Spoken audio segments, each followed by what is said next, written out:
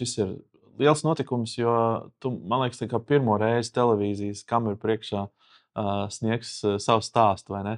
Nu, man liekas, šādā formātā garākā saruna, jā, pirmā reize. Jā. Nu, tad iepazīstini ar sevi tos cilvēkus, kuri tevi nepazīst, kuri nav tavā draugu un paziņu lokā. Mazliet tā kā, kas tu esi, no kurienes un kā tu nokļuvi vispār biznesā. Ne tā kā Food Union, bet vispār biznesā. Izmācījos Rīgas ekonomikas augstskolā, kas valstī ir bieži pazīstama kā Jā, Zviedri. Zviedri, jā. Darba gaitas uzsāku 2008. gadā. Toreiz pirmā darba vieta bija Prudentī.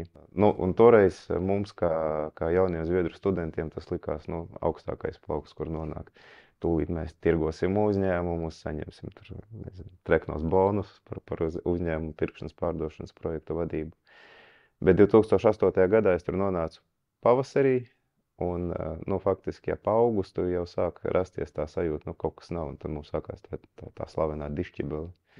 Un faktiski toreiz tā sajūta bija, laikam tā tuvākā analoģija ir kā izlekt ar izpletni, un tad tu pēkšņi domā, ka tūlīt būs baigā jautrība, tūlīt tas izpletnis izveidosies un varēs pavērot un izbaudīt, bet ne, viņš īstenībā nevarās, un tā zeme tikai tuvāk un tuvāk. Bet, tad pēc īsa brīža atradu sevi putnu fabrikā Ķekava, tā kā ar pārtiku es jau nodarbojos, principā gandrīz vai visu savu profesionālo karjeru. Tas bija tā kā Prudentīs klients, vai kā tu viņus uzmeklēji, kā viņi tev kaut kā? Tur bija tā, ka Prudentī bija diezgan diversificēta investoru loks, un arī Prudentīs partneri tajā brīdī bija vieni no investoriem šajā uzņēmumā. Uzņēmums gāja cauri ļoti interesantiem, vētrainiem laikiem. Pamatā tehnoloģiski tur bija vairāk izaicinājumu. Plus tas bija laiks, kad bija, man liekas, līdz šim brīdim graudu cena nav tik augstā līmenī, kā toreiz bija. Procentu likmes arī pieauga cauri visiem griestiem. Tā kā bija ar ko nodarboties, kuras pavadīju, tad, manuprāt, 3 vai 4 gadus, un tad nonācu Kārumā Rīgas pensionēmniekā. Ko tu iemācījies, ko tu paņēmi no tās pieredzes, kas tev bija gan Prudentijā, gan Ķekavā uz to jauno darbu? Ķekavā, kā tagad es atceros olu dēšanas līkni, kurā brīdī vistiņas ieiet ražīgajā stāvoklī, kāda ir konversija graudiem pret dzīvesvaru. Viss šīs lietas, viņas paliek praktiskais pielietojums, tagad varētu būt diezgan maz, bet ja tā nopietni, toreiz Ķekavā bija vairākas iesaistītās puses, jo neviens uzņēmums nav tikai akcionāri pārvaldīts un tikai ar akcionāri interesēm. Tur ir liels darbinieku kolektīvs, tur ir piegādātāji, tur ir ilgtermiņa finansējuma devēji, tur ir arī akcionāri, kas nevienmēr ir vienota struktūra, viņi var būt vairāk kā viens vai pat divi. Un, lai gan ilgtermiņā visiem iesaistītām pusēm tā interese par uzņēmumu veiksmi ir samērā vienāda, tādā abstraktā līmenī. Mēs gribam būt lieli, mēs gribam būt pelnoši, mēs gribam attīstīties un tā tālāk. Bet tas ceļš, kā tur nonākt, un tās prioritātes, kas gar to ceļu ir jānosprauž, tām ieinteresētām pusēm ir ļoti, varētu būt dažādas īstenībā. Un, tas bija laikam tas lielākais ieguvums, ko es iemācījos Ķekavā, kā ar to strādāt, kad tās intereses ir vairākas. Nenozīmē, ka viņas ir pretēji dažādas, bet kad jāpadomā par plašāku bildi. Diplomātija tāda savā ziņā. Tā varētu teikt. Salāgot intereses. Kādu tu ieraudzīji Rīgas piensaimnieki? Tad, kad tu ieraudzīji šo uzņēmumu, iegāji viņā 2011. gadā, kāds viņš tev pavērās kā uzņēmums? Atkal tagad es varu tikai atcerēties, un šī brīža sajūtas ir nedaudz savādākas nekā man toreiz likās. Toreiz uzņēmums pastāvēja Valmieras ielā 2, kas ir diezgan netālu no centra, un pilnīgi atverot karti, liekas, kā var būt normāls industriāls uzņēmums gandrīz vai Rīgas sirdī. 15 minūšu pastaiga, un tu esi Vecrīgā. Un faktiski to es arī ieraudzīju uzņēmums, kas ir izgājis cauri tiešām garai vēsturei. To vēsturi var arī vizuāli redzēt, gan pēc arhitektūras, gan pēc procesu uzbūves, kā viņi ir izveidoti. Protams, ieraudzīju ļoti, ļoti saliedētu kolektīvu, kas man joprojām, es varu tikai abrīnot, un to tradīciju man liekas, ka mēs esam iznesuši cauri visiem šiem gadiem, arī iekļaujoties lielākā grupā. Nonācu tur kā finanšu direktors, man bija 24 gadi, kad es pieteicos, īstenībā man likās, ka varbūt tas mētelis ir pa lielu, un pamēģināšu, vismaz pieredze būs interesanti iziet tur intervijām, ja uzaicinās, bet kaut kā salikās. Un īstenībā tas process bija diezgan ātrs, pieteicos trešdien, un pirmdien man bija pirmā darba diena. Labi, pārceļamies uz šodienu. Kā tu šodien raksturot Food Union? Kas patiesībā šis ir par uzņēmumu? Un varbūt, lai mums būtu tāds mērogs, tad iedod šī uzņēmuma vietu raksturojumu tādā Latvijas tautsaimniecības varbūt nogrieznī. Te ir vairāki aspekti, pie kā pieskarties. Viens ir apgrozījums. Parastākais, tāds taisnākais. Tur pēc dažādiem reitingiem izskatās, ka mēs esam pārtikas nozarē numur 2 pēc apgrozījuma, bet tas uzņēmums numur 1, manuprāt, tur ir diezgan daudz arī tā saucamais wholesaler biznesa, kur ir liela apjoma iepirkšana un pārdošana pa taisno ostā. Un ja mēs skatāmies tīri patēriņa preces, tad mēs esam lielākais uzņēmums Latvijā. No tādiem interesantiem faktiem mēs te pagājušajā gadā sākām aizdomāties, kas ir pārdotākais produkts valstī pēc skaita. Uzprasījām tirgus izpētes uzņēmumam un izrādās, ka kāruma sieriņš, klasiskais, ir produkts numur 2 pēc apjoma. Tad es jau šo atkārtoju dažādiem mūsu kolēģiem, bet tad jautājums ir, kā domā, kas ir numur 1? Tu domā, ka pārtikas produkti? Nē, viss, kas veikalā atrodams. Sērkots, nezinu. Nē, maisiņš. Maisiņš, jā. Jā, maisiņš pie kases tur numur 1 pēc skaita. Un tad, tas arī raksturo, cik mēs esam nozīmīgi. Jā, pareizi, tu kārumu nekad nepērc vienu. Tu nepērc vienu, un tad tur ir dažādas preferences. Jo sieriņš, viņš savā ziņā, tur ir kaut kāds analoģijas arī ar saldējumu, jo saldējumā to interesi pa kategoriju uzkurina jaunie produkti. Bet kategorija kā tāda dzīvo un pastāv lielā mērā uz klasiskām vērtībām. Jā. Pie kāruma mēs vēl atgriezīsimies, bet vēl par pašu to uzņēmumu un to filozofiju un to vietu tai tautsaimniecībā. Protams, ka tas ir kaut kāds process, kurš visu laiku notiek un kuru tu visu laiku veido un tā tālāk. Bet kā tu tagad, paskatoties atpakaļ uz tiem 13 gadiem, redzi to izaugsmas līkni? Kādi notikumi tur ir notikuši, kas ļauj Food Union būt šobrīd tādam, kāds tas ir? Vai mums ir visa diena atbildēji? Plašs jautājums, bet pamēģini iedot tādu laika jo par šiem līnijas. 13 gadiem arī Food Union ir piedzīvojis vairākus posmus savā attīstībā. Bija tur sākuma stratēģija pie pašiem pirmsākumiem, kad Food Union tapa no 2 uzņēmumu iegādes un apvienošanas, kad bija Rīgas piena kombināts un Valmieras piens. Tad 14. gadā tā stratēģija tika pamainīta ar lielāku fokusu uz saldējumu, kam sekoja neorganiskās izaugsmes tāds spridzekļa formas efekts, ar daudz uzņēmumiem, kas tika iegādāti apkārt. Tā bija apzināta stratēģija. Baltijas jūra, jā.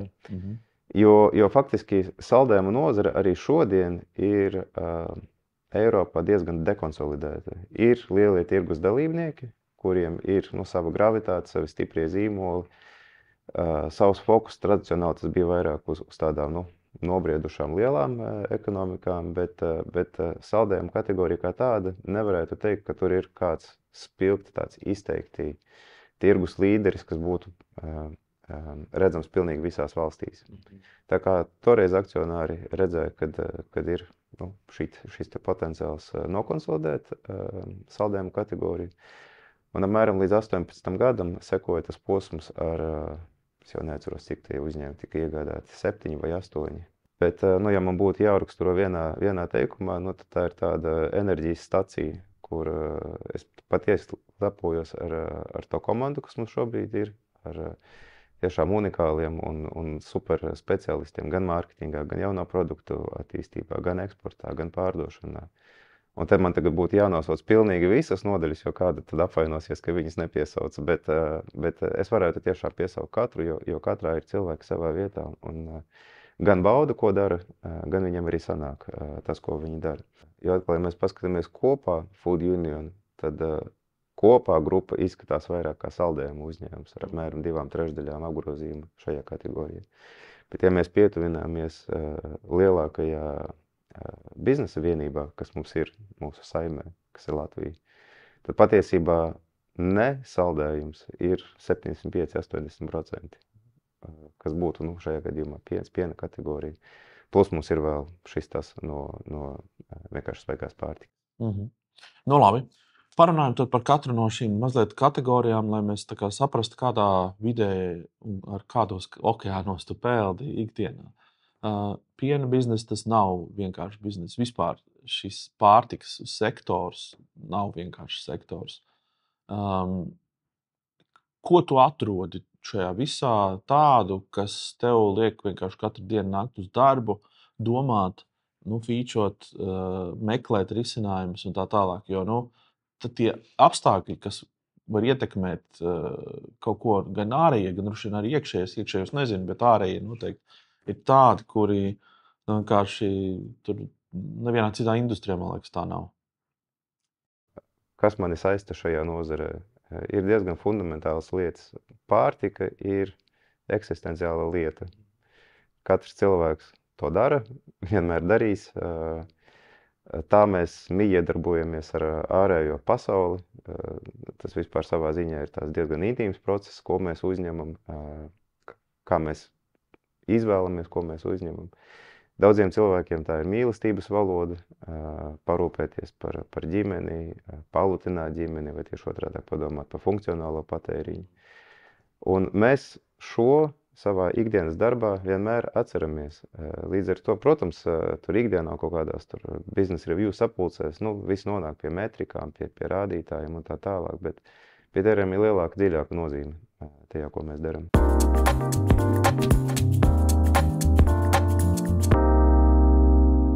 Par tavu pašu vadības stilu un filozofiju, kā tu pats to raksturotu? Droši vien, ka tas ir jautājums, kas jājautā darbiniekiem, bet pats kā tu redzi, kā tu vadi šo visu lielo kuģi? Jā, man jau patiesībā būtu tiešām interesanti, jo es jau varu domāt, ka tur super vadītājs un tur tik... Tiešām, ka tu domā, ka tu 100% ieklausās un vienmēr saprotoši un tā. Bet man tiešām liekas, ka tā tas arī ir. Vismaz pie tā es piedomāju, un, ja man būtu jāraksturo, es pat nezinu, vai tas ir tās termins, bet es to raksturotu kā neinvazīvais vadības stils, kur, man ļoti nepatīk ne strīds, ne tāds izteikts konflikts, lai gan, par lietām jārunā, kā viņas ir, bet, tai vadības komandai tad arī jāsaprot, kad viņi tiešām var būt atklāti. Un ja ir problēma, tad par to ir jārunā, primāri jārisina problēma, nevis jāmeklē.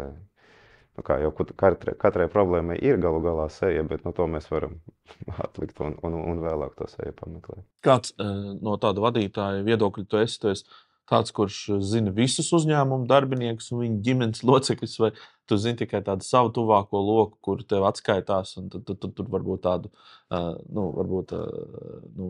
katru varbūt pārstrādes rūpnīcas strādnieku varbūt nezinu sejā?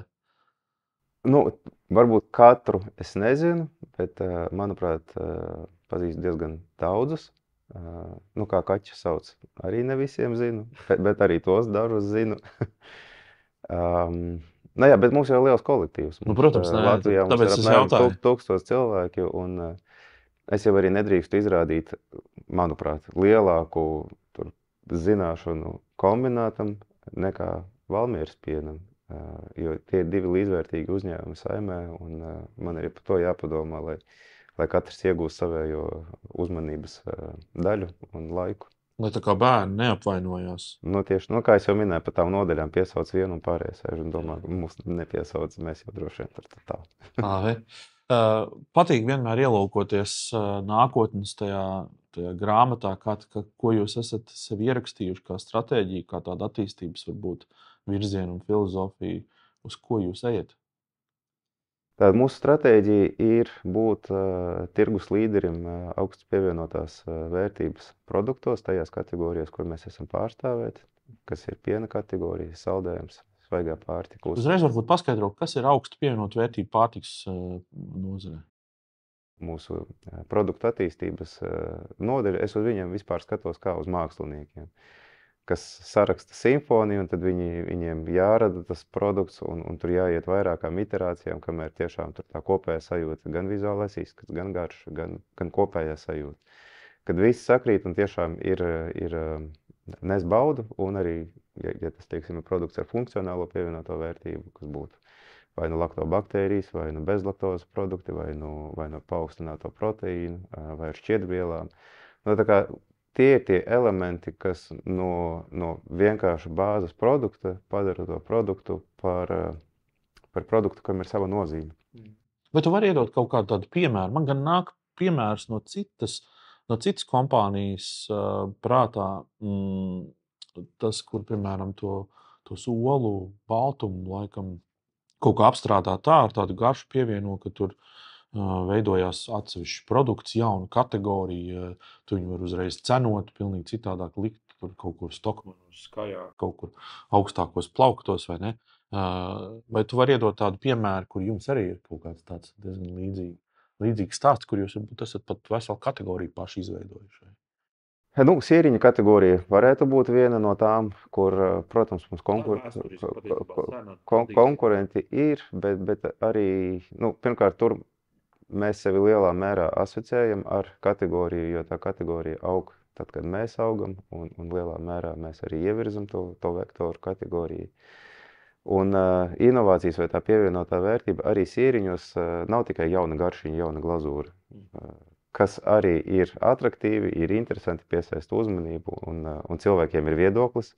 Pie tam internetā, ja palasīt, tad atkarībā no sociālā tīkla platformas, tur tie viedokļi ir ļoti dažādi. Vienā platformā mums visi prasa, ka jābūt piparmetru sieriņam, un tad otrā sociālā tīklā visi saka, kad atgriezīsies kārums uz cepumiņa ar mēlenēm. Tur ir fokus uz šito. Viens ir par garšām, bet arī par iepakojumu ļoti interesanti.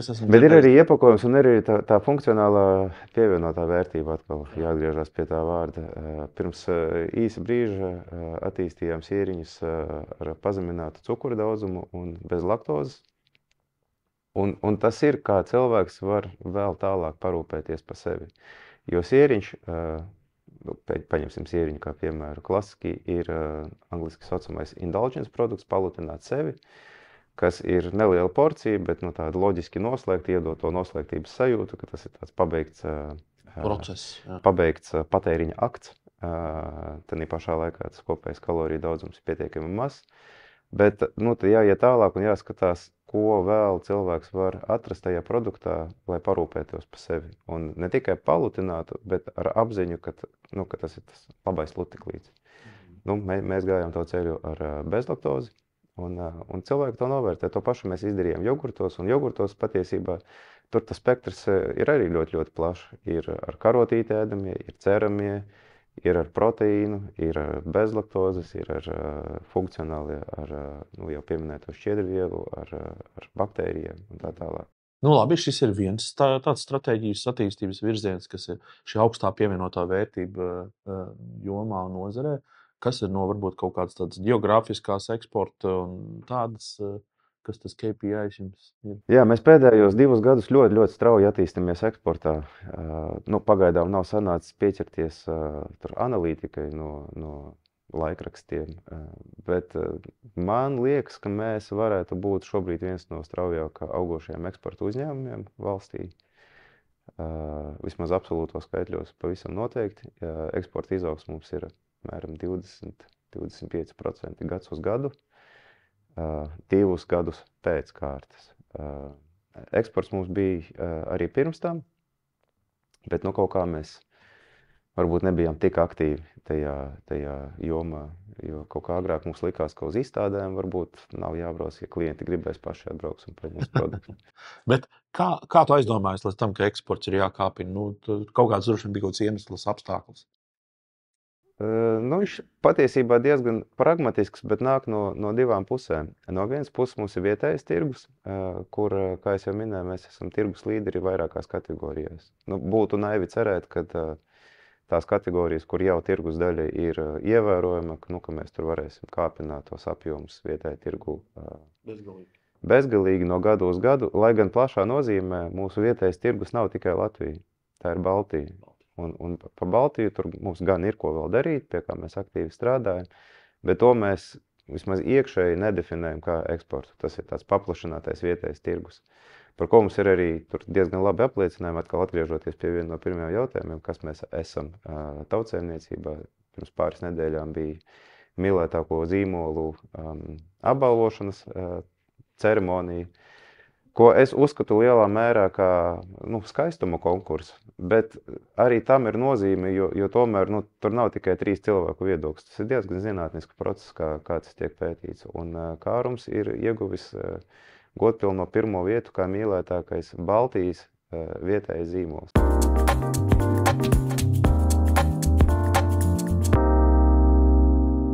Saka, lūdzu, kā Kārums izskatās Vācijas, Holandas patērētājiem? Viņš ierauga plauktā kaut ko tādu, ir gatavs pamēģināt. Kas ir tās reakcijas vai kas ir cik pieņemoši viņi ir, piemēram, šāda produktu kategorijai? Ar vien pieņemošāki, un ja pirms gadiem 10 tā reakcija varētu būt interesanti, tad tagad tā reakcija visbiežāk ir garšīgi. Tas ir viens. Otrs, kā Kārums izskatās visā šajās valstīs, es domāju, ka tas ir diezgan nozīmīgi. Viņš izskatās kā Kārums. Tas nav tur Deutsche Käsische Snakiš. Jā, bet tas arī ir Kārums. Jūs tā arī rakstat. Tas ir Kārums, kas stāv savā oranžajā viņam tas neko nenozīmē, vai šokolādes lepnumā. Bet Kārums. Jā, viņš ir kā mūsu vietējais zīmols Vācijas plauktos. Lūk.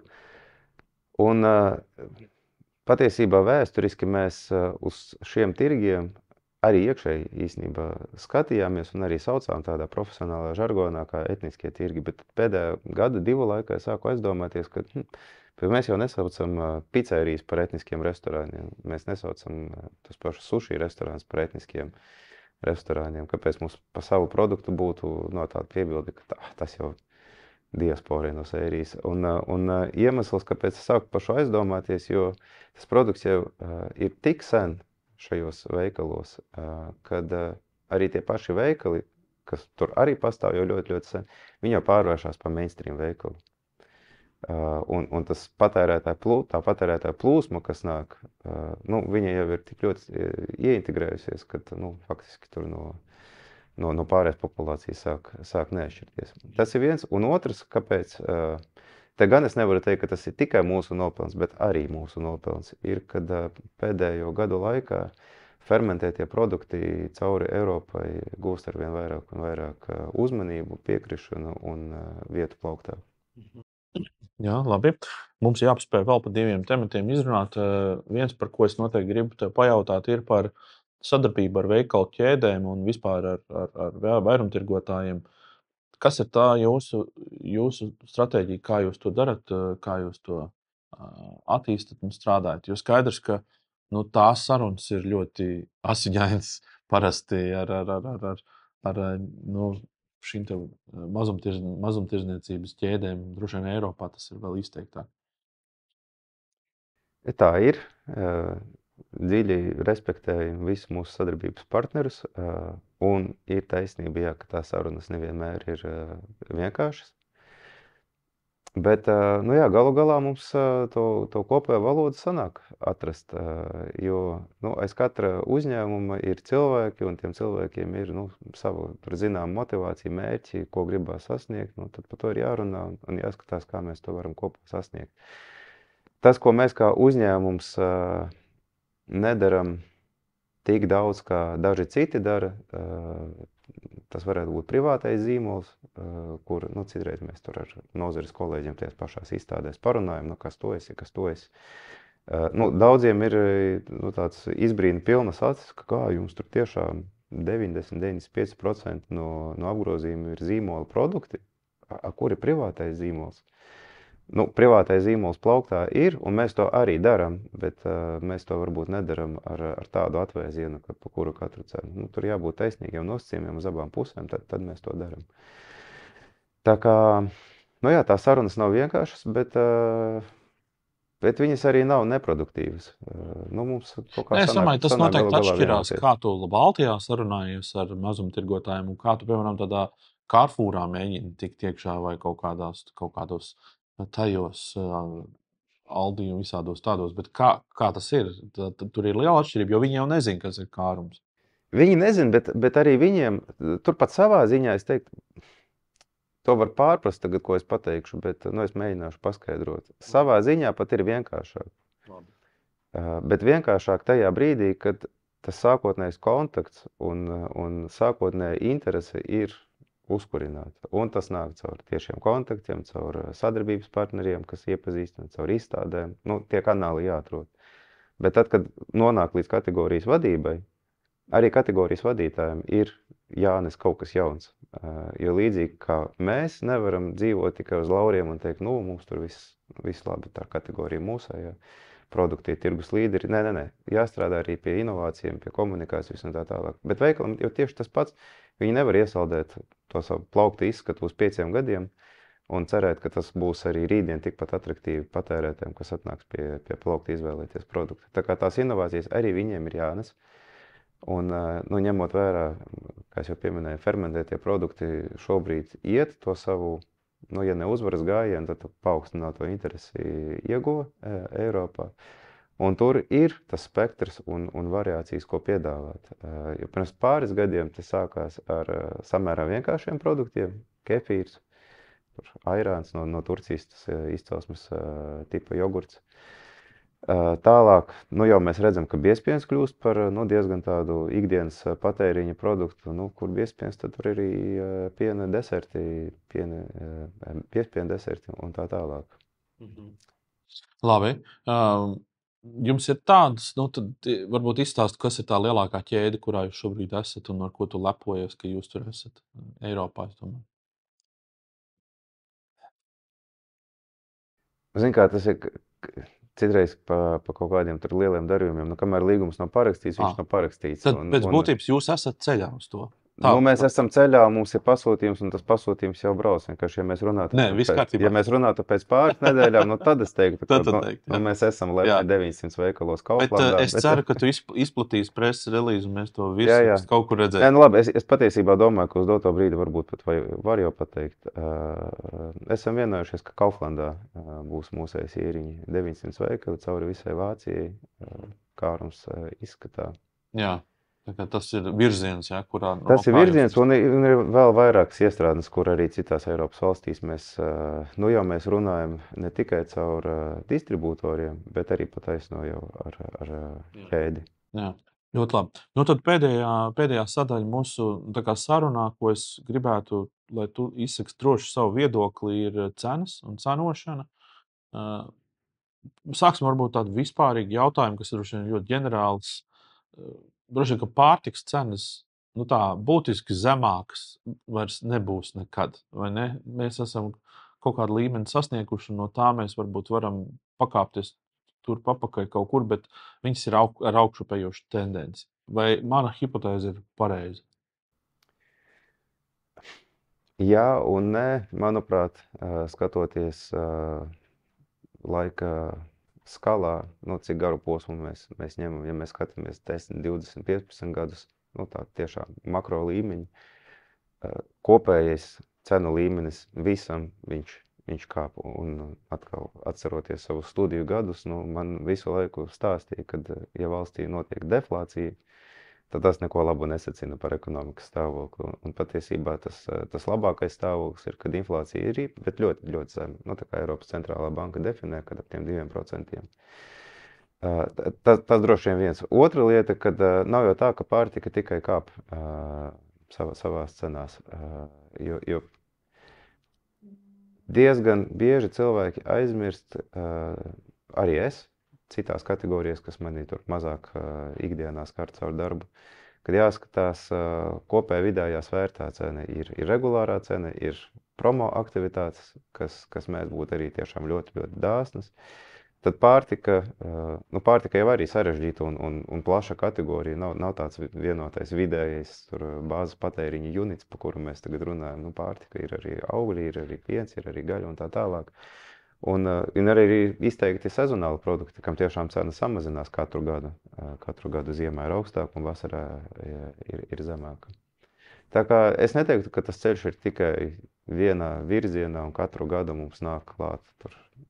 Pat tādā vidējā termiņā tās cenas var tā kā strauji nekāpt vai nekāpt, bet būt kaut kādā puslīdz tādā līmenī. Ja tas... Jā, tad, kā es jau minēju, tas, ko es redzu, kad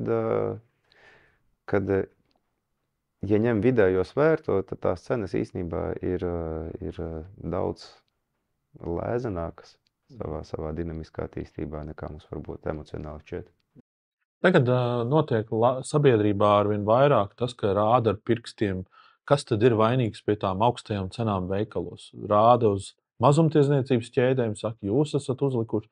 Tas saka, nē, paskaties, reku pārstrādātāji, viņu galā notiek tā. Un ir kas saka, nē, pat zemnieki jau paši uzliek tos augstās cenas. Kā tu redzi šo diskusiju no malas un kur tu redzi to jūsu lomu? Mums vispār fundamentāli, es uzskatu, diezgan neapskaužama loma kā pārstrādātājiem. Tas pa vidu esat. Mums patīk tas, ko mēs darām, bet no šīs perspektīvas mums ir gan ienākošā izēvielu plūsma ar piegādātājiem, un tie piegādātāji ir katrs diezgan lieli, ar savu svaru, ar savu argumentāciju un ar savām pārunām.